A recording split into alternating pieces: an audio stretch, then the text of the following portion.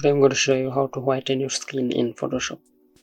So first make a selection to the face with quick selection tool.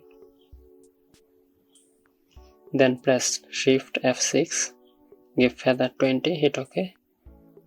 Then go to blending mode and select hue saturation.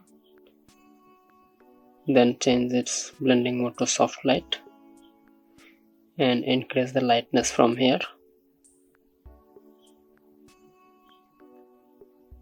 And increase the red if you need. So this is how you can whiten your face in Adobe Photoshop.